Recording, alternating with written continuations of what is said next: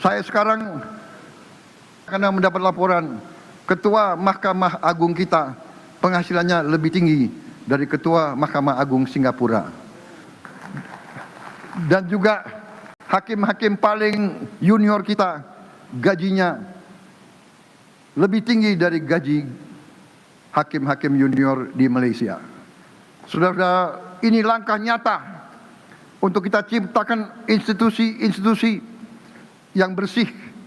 Kita tidak mau hakim-hakim kita disogok, dibeli.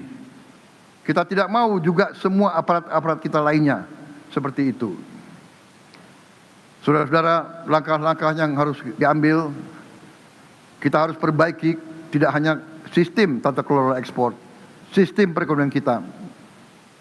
Kita harus berani memperbaiki institusi-institusi kita semuanya.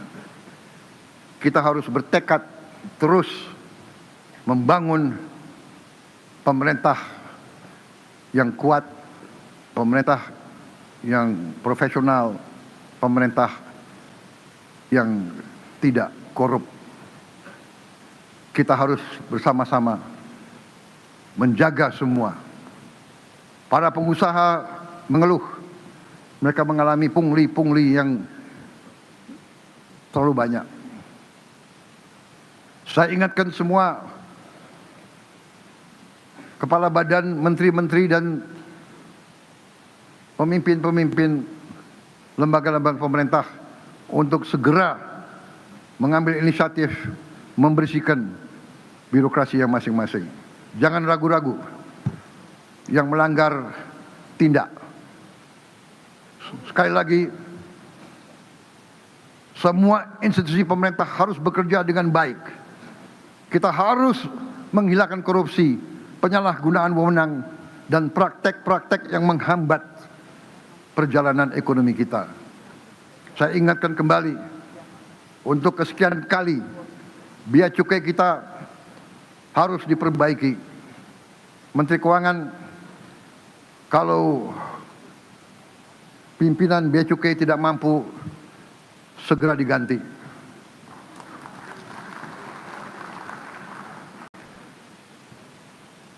Bangsa dan rakyat menuntut pekerjaan yang cepat.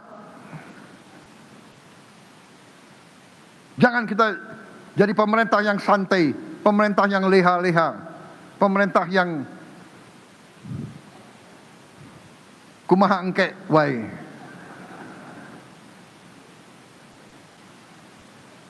Kita harus jadi pemerintah yang didorong oleh engke kumaha, bukan kumaha engke.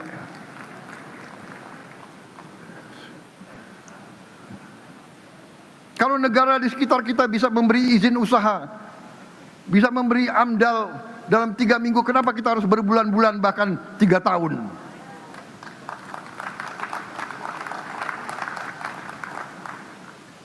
Tidak ada orang yang tidak bisa diganti.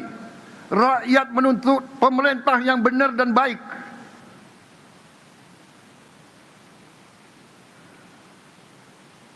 Jangan mentang-mentang sudah jadi ASN tidak bisa diberhentikan. Kalau enggak, suruh dia tinggal di rumah aja, biar dia malu sama istri dan anaknya. Pak, kenapa enggak ke kantor? Enggak, saya enggak dipercaya karena saya banyak korupsinya. Coba kau jawab kepada anakmu nanti. Ini tantangan kita bersama. Saya minta dukungan dari bapak-bapak dan ibu-ibu wakil rakyat. Ini untuk kita semua. Ini untuk masa depan kita. Ini untuk anak dan cucu kita. Kita harus jadi negara yang hebat. Kita tidak mau jadi negara yang lemah terus-menerus.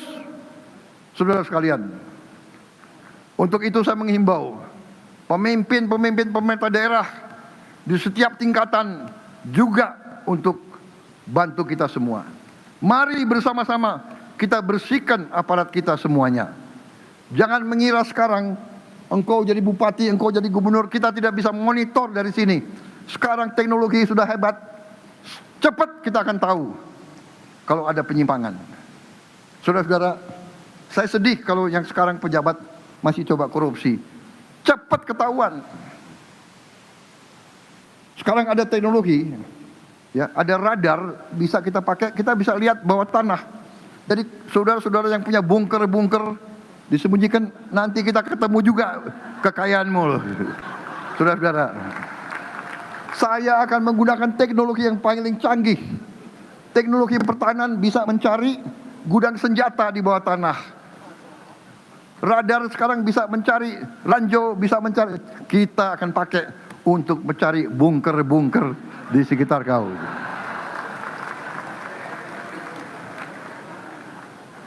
Jangan main-main sama teknologi. Iya kan? Mereka yang punya kebun-kebun luas dikira nggak akan ada pejabat yang bisa ngecek. Saudara-saudara, sekarang ada satelit. Nggak usah kita cek fisik, kita bisa foto. Tiap pohon kita bisa foto. Pohon per pohon kita bisa foto. Jadi kau mau nipu bagaimanapun, kita akan ketemu penipuan kau, saudara-saudara sekalian. Tapi biasanya mereka-mereka itu ada backingnya. Backingnya biasanya seragamnya itu kalau nggak hijau ya coklat. Betul? Saya ini sebagai senior, saya sebagai alumni, saya nggak ragu-ragu. Jangan mencemarkan TNI dan Polri, saudara-saudara sekalian. TNI dan Polri adalah tentara dan polisi milik rakyat, harus berjuang untuk rakyat. Rakyat kita sudah tidak bodoh lagi. Rakyat kita sudah punya gadget semua. Saudara-saudara, kalau ada kelakuan aparat yang nggak beres, saya minta rakyat video, langsung video. Jangan kau ngelawan, jangan dilawan, video aja, lapor langsung ke saya, saudara-saudara sekalian. Ya.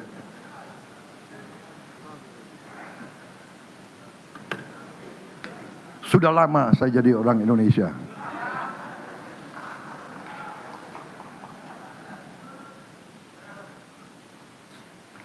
Saudara-saudara sekalian, saya yakin sebagian ASN kita baik, sebagian besar baik, yang tidak baik sedikit. Tapi nenek moyang kita sudah ingatkan, nila setitik merusak susu sebelanga. Yang sedikit itu yang harus kita tindak. Yang namanya deep state. Deep state itu merasa dia kebal karena pemimpin politik gonta-ganti kan.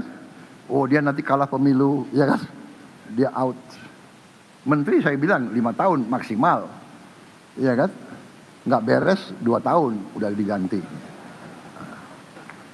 Dia nongkrong terus, nunggu pemimpin capek, langsung minta tanda tangan. Saudara-saudara sekalian, pimpinan dan para anggota dewan yang saya muliakan, dengan dukungan dari dewan yang terhormat ini, pemerintah yang saya pimpin bertekad untuk kembali di mimbar ini bulan Agustus yang akan datang untuk menyampaikan laporan tentang kemajuan-kemajuan yang telah berhasil menjelang kemerdekaan negara kita yang ke-81 tahun. Saudara-saudara sekalian, sudah banyak yang kita capai. Koperasi Merah Putih sudah 1061 yang operasional. Target kita di bulan Agustus, kita akan operasionalkan minimal 20.000 koperasi. Dan di akhir tahun harus di atas 60.000. Koperasi ini adalah rantai pasok pertama di Republik kita yang bisa dikuasai oleh pemerintah.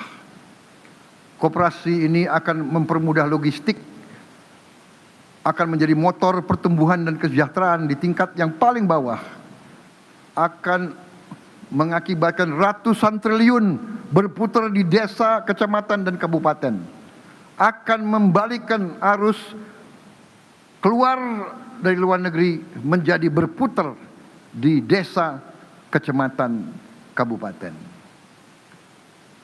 Untuk mengatasi krisis energi, kita sedang mempercepat produksi solar dari minyak kelapa sawit.